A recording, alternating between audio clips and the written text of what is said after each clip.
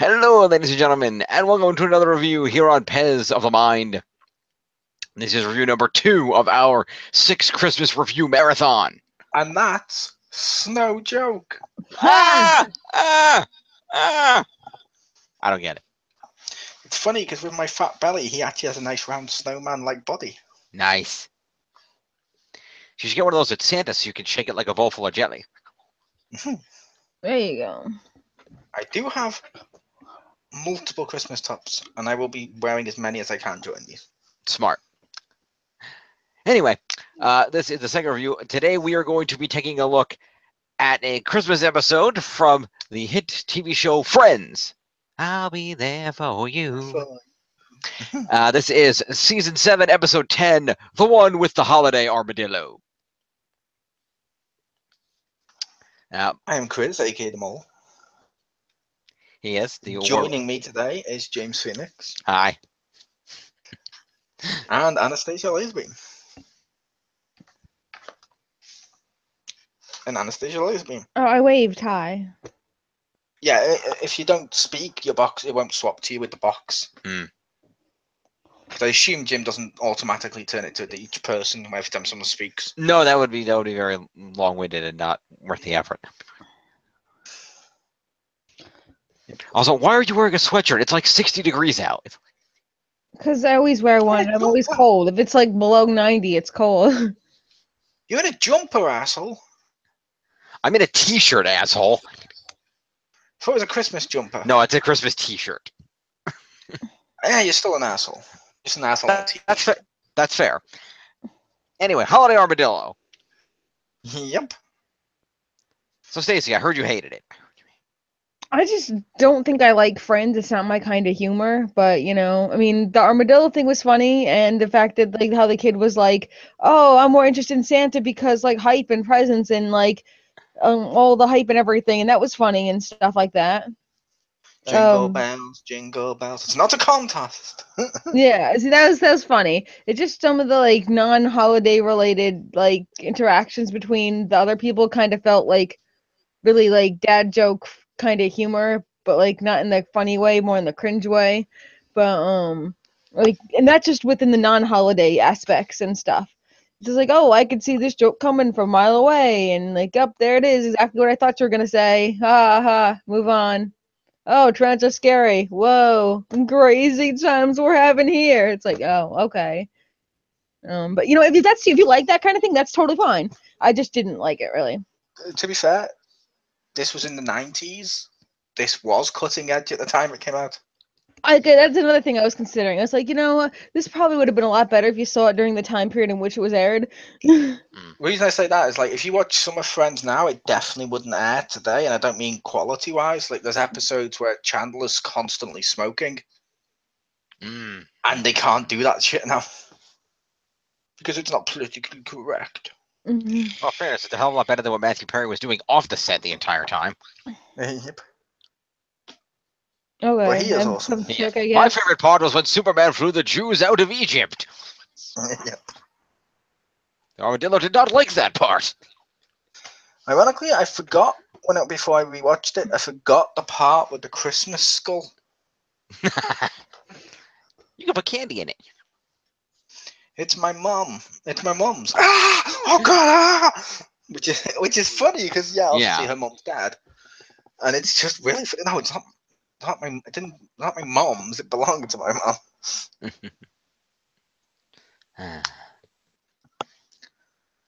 And I thought it was cool that he was trying to teach his son about Judaism. Yeah, that was interesting. Yeah. Even if it did go horribly wrong. Yeah. Twice. Yeah. I just loved it where every time it was that line of years and years ago, there was these people called the Maccabees. And it's ho ho ho, and it's Santa, and it's fucking Superman. You're like, what the fuck? Good times. That's probably the best part and most enjoyable part for me. That was like the part where he's trying to do the hand thing and the money just falls to the floor. Well, it would work this time if his hands weren't so damn small. Yeah.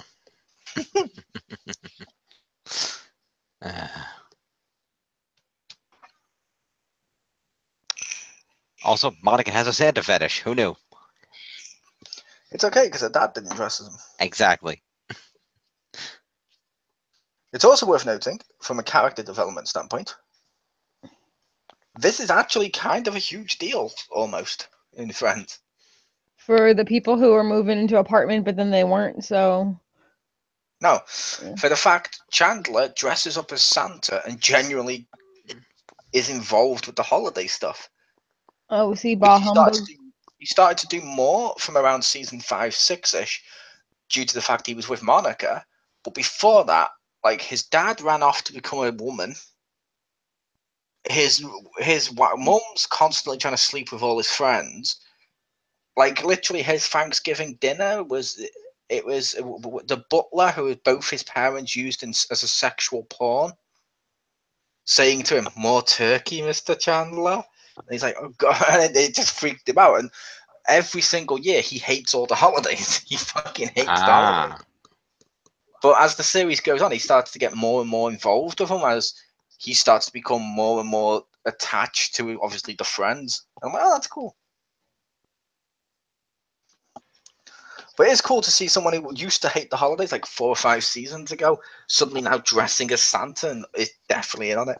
That's really cool. Yeah. I'm like, that's cool. And I did like Phoebe and Rachel's development about, we were going to live together, but they tore down the wall in the bedroom, so now Phoebe's going to get to have her own apartment. That was kind of nice. Yep. Which they did live together previously. Okay, I figured that. Yeah, that's what it sounded like. Yeah. I was going to say they lived together previously in the show itself. They did live together until the fire. Okay. Oh, there was a fire. That's what it was. Okay. Yeah, there was a fire in one of the episodes, and I think it was caused by Rachel's hair straightener. Ah. Which was funny because at first she was trying to argue must have been Phoebe's fault to try and get to live with Monica. Then everyone was fighting because they actually want to live with Joey, because while he's not as nice, he's not as anal. Yeah. Like Monica, Unless you give him a tarantula. Like Monica wants him to eat cookies over the sink so there's no mess. Whereas Joey's like, it doesn't matter. Look, and just drops food on the floor. And Rachel, in that episode, and Rachel's like, what? Oh, okay. And she does it too. And he goes, well, okay, don't waste it. And picks it up and just eats it again. And you're like, oh, why? Yeah, She should have got a fish. Fish, of course.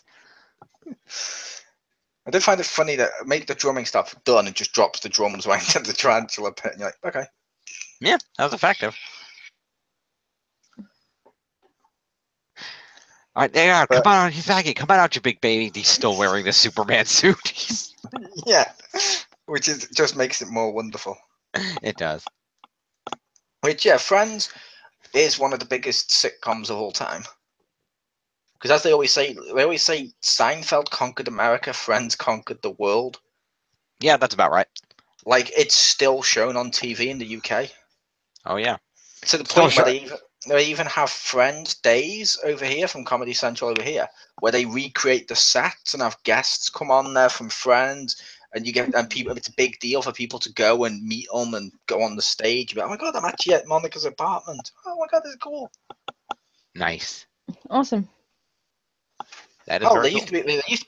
There used to be a Central Perk in my city. Nice. Yeah, they still show Friends on TV here. It's on TBS a lot, and sometimes they show it on Nick at Night and stuff too. Yeah. Which I only mention that because it's funny because I know a lot of Americans loved Seinfeld. Yes. Never got into I didn't like Seinfeld. I didn't really overly like that one either. So. No, I know, but a lot of Americans really loved Seinfeld. But I personally didn't like Seinfeld. But I know a lot of people did. Mm-hmm. That makes sense in America, but over here, a lot of people just didn't click. Mm-hmm. Whereas for some reason, something about Friends just seems to be universal. Yeah.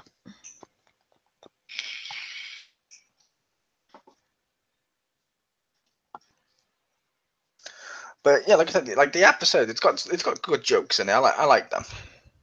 The costumes are funny, and it's always funny whenever you get to see Ross become like the butt of a joke. Yeah.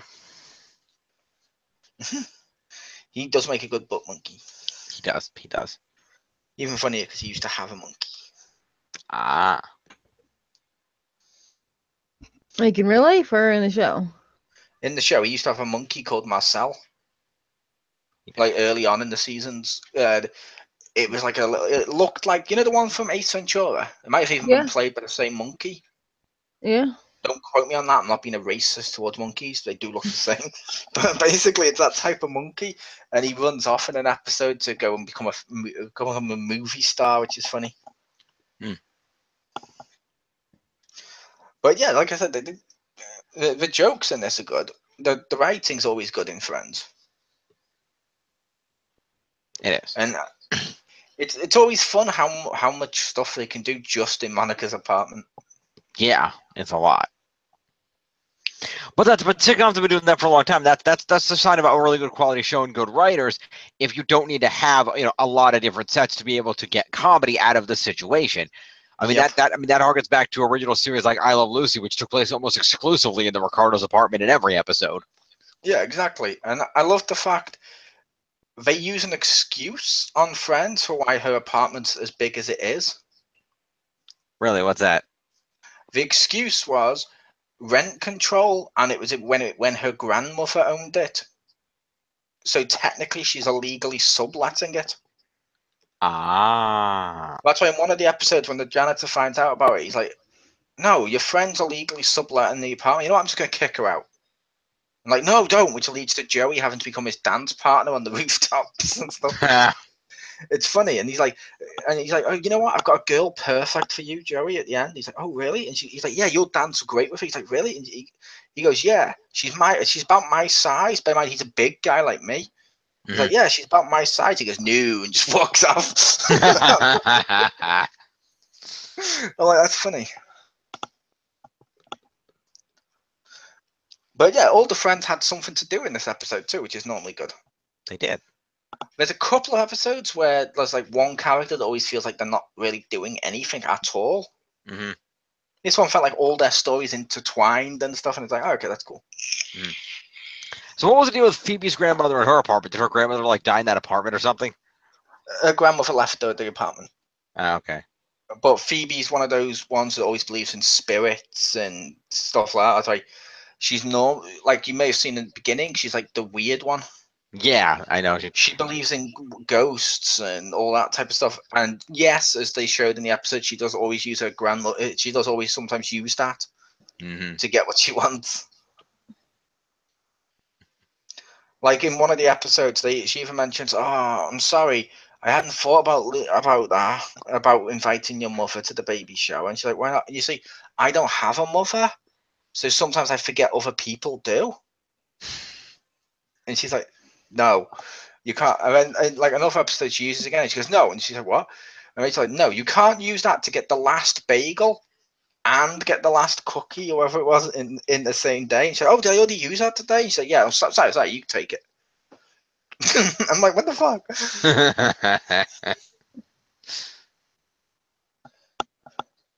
But yeah, this was the one with the holiday armadillo, which is literally a story about Ross trying to teach his son, like we mentioned, Judaism. That's the main story, I feel. Yes. That's the one it's named after. But there's a load of Even sub though- stories. Yeah, and even though watching episodes, knowing that Ross had a son, I hadn't actually seen any of the episodes that he appeared in, so I did not know he was played by Zach and or Cody. Yep, I believe that's the one that played Cody. I was say, don't you mean Cole or Dylan Sprouts? Yeah, that. Yeah. The reason I say Cody is, ironically, this is one of the few shows both twins did not appear in. Ah, interesting. Well, I guess they were old enough at that point that they didn't need to. I mean, that's kind of like in Full House when they got to the point where the Olsens were like 3 years old. They said, well, one of them could do the role now, but they let them keep sharing it anyway because they didn't want to have to choose. Yeah, but it's also, the reason that's important is later on, after Friends, and all the stuff before it, it's always the twins in something together, mostly. Mm-hmm. This one didn't use them in it just used one. It's also cool because this is one of the last seasons Ross remembers he had a son. Ah. Does he get like mind wiped or something? And no, basically after a certain point he has a daughter with Rachel. And after that, the only one he seems to mention is his daughter. He never mentions his son again properly. Except for like now and again, it'll come up, but you never even see him. You're like, what the fuck happened to Ben? Jeez. But it is feasible that Carol and Susan took him somewhere else, or limited his amount of like Visitation. visitation. Oh, is due that to like some... with a previous person? Yeah, Ross is divorced because his wife left him for another woman because she realized she was a lesbian. Yep. I'm sorry. That's his first wife. His second wife, he said the wrong name at the altar, and his third wife was Rachel, due to the fact he was drunk in Vegas, so they had to get it. They had to get it annulled, and she messed it up, so he got it divorced. Ah. Which is funny because his divorce attorney goes, I've never had so much business from one client before. And even Ross starts making jokes about that near the end of Friends, where he's even like, it's a wedding, come on, when Phoebe's not including him and Chandler. He goes, come on, it's a wedding. It'll be weird if I'm not in it.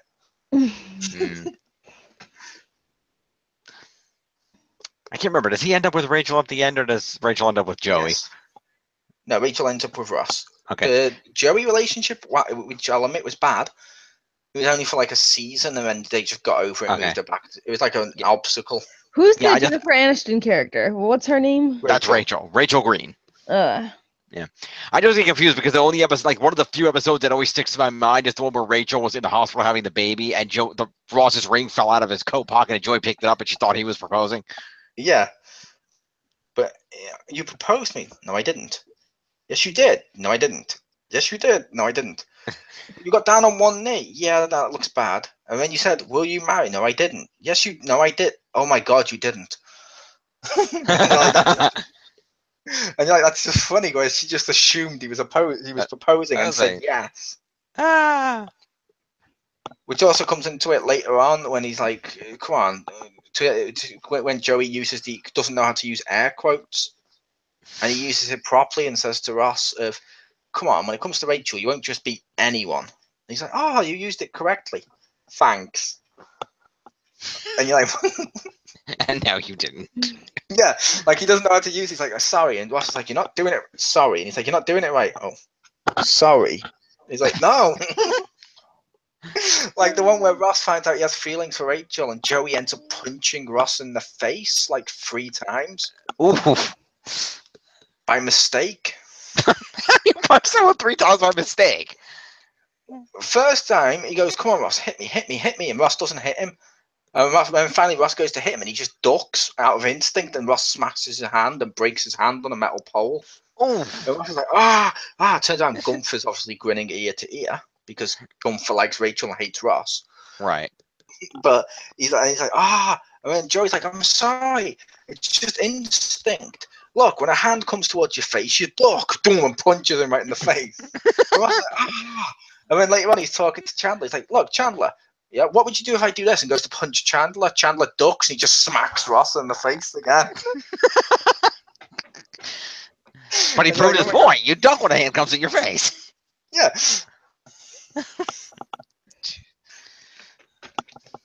But yeah, like I said, that's the one with the holiday armadillo. It's a nice little Christmas episode. Indeed, it was a lot of fun. Good times had by all.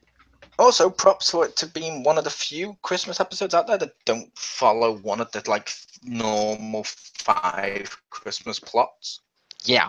Because normally everyone 1 year, and Friends never does it, where it's like a Christmas Carol episode. And you're like, oh, because it's Christmas, yeah, that's funny. And they don't always do that. Don't get me wrong. Sometimes they're good, the Christmas Carol episodes, but they do it a lot. They do it quite a bit. I've never seen anyone do a Christmas armadillo one. No, that's unique. That is unique. And Mexico. Yep. Because armadillos also wandered in the desert. Yeah. Good times. But yeah, how would you guys rate this? I'll go first, I guess. Hey, go ahead. If you like Friends, the show Friends, if you've seen it before and you like it, I'd rate this probably, I don't know, like a 7. But if you haven't seen the show before and you're completely new to it and this is your first episode, I'd kind of go more of like a 4 because it's like it's dated and it falls flat for me. And while the holiday portions of the story are enjoyable, the rest of it kind of seems like weirdly forced people who hang out and are spending way too much time in each other's lives. I don't know. They're But called friends, dear. You may want to get some. people don't just walk inside your house though. Like, No, but on the sitcoms, even modern ones, they leave their apartment unlocked. Like, even as much as I hate it, Big Bang Theory, they walk in and out yeah, because they realized early on sitcoms, having to constantly get the actors to get up and let someone in becomes boring. Yeah. I guess. Except Penny's apartment, apparently, because there's constantly jokes about Sheldon standing there banging on the door for hours at a time. Yeah, but only he does that, and sometimes it'll be to her bedroom. He's walked in there before now. Like Fair one enough. episode, he went in there to clean it when she was asleep. That's not weird. It was deliberately weird. It was like the first episode when they met. All right, so yeah, that's my rating. That's fair enough.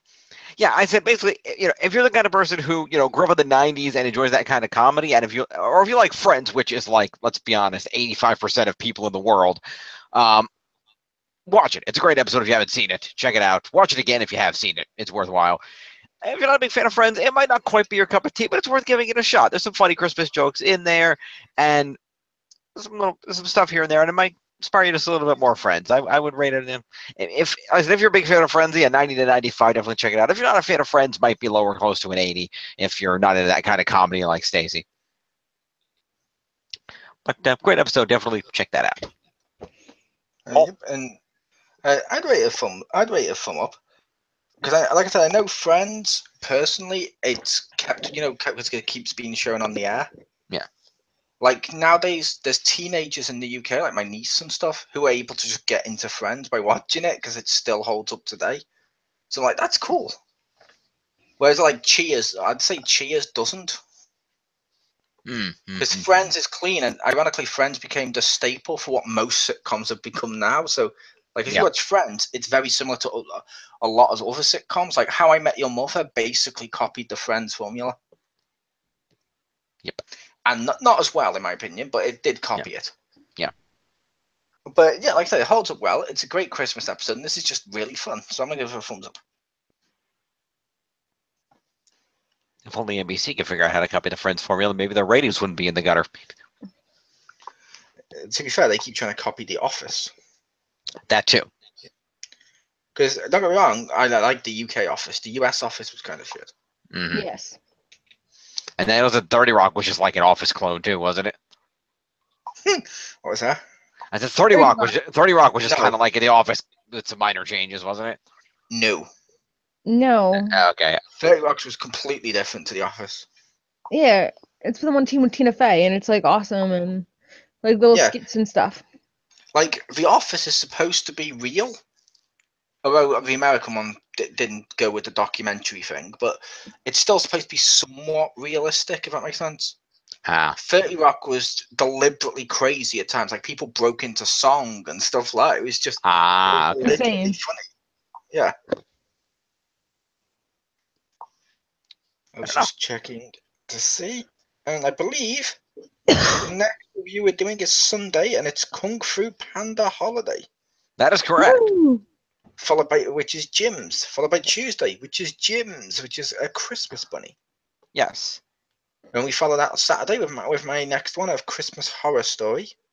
Yep. And the next Christmas one is the Tuesday after that, which is Die Hard from Peter. Woo! Yep. And then the last Christmas video is Top 5 Christmas Villains by James Phoenix. Yes, and that will be on New Year's Eve, the last day of the month. Yep. Because nothing says Christmas like New Year's Eve. Exactly. Countdown's so dated. Never said it. I never claimed that it wasn't.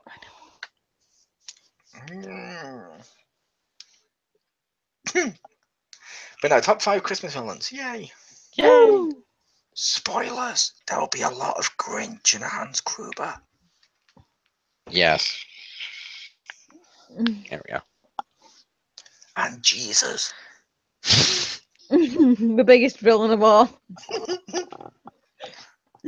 Hey, Jesus is a villain. Like he took like people who hadn't brought food and made like lots of bread and lots of fish to feed everyone. That doesn't teach people shit. That doesn't. Copyright. That's like basic. That's like basic school stuff. If I went into school and I don't have a packed lunch and I can't afford a school meal, the teachers aren't going to go, "Oh, okay, let's just make him one for free." That's not how the system works. People need to learn to bring their shit. Some people were prepared. Some people weren't. Punish the ones that weren't. Fucking Jesus. Ironically, over here, that kind of is how it works. They get free breakfast too a lot of the time. Not in schools over here. In schools over here, if you don't pay for your lunch, or unless you have a food pass because you can't afford it, if you want to, like, if you just left it at home that day, you're not gonna get a free school meal. You literally don't get fed. Well, yeah, I just more meant over here there are very large percentages of people that have the free lunch thing. Oh, there is over here, but they're like people on benefits and stuff like that, and that's part of the benefits system. That's okay. What's not okay is like if I was to go to a restaurant, I go, "Sorry, I forgot my wallet," they're not gonna give me free food. They'll be like, That's "Fuck true. you. That's true. Get out of here eating all our fucking Big Macs." All right. If you don't bring your wallet, how are you going to fail to properly slip money to the waiter so you can get a table? But this was Pez of the Mind. It was. Officially sponsoring Hate of Jesus. No, God, no. Hosted by James Phoenix, the God, biggest yes. Jesus hater of them all. No.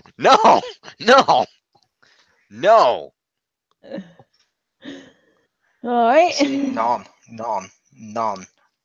Because I believe none was one of General Zod's accomplishments, or what do you call it, allies, and I believe he fought Jesus. What? I thought of Jesus Not and in the- Malcolm. Yeah, technically that counts. Not in the New Testament, but in like the not quite new, but sort of New Testament. It sort of fits in the middle. It's a lost book. Okay, then. All right. With that note, see you later, everybody. Goodbye, everybody.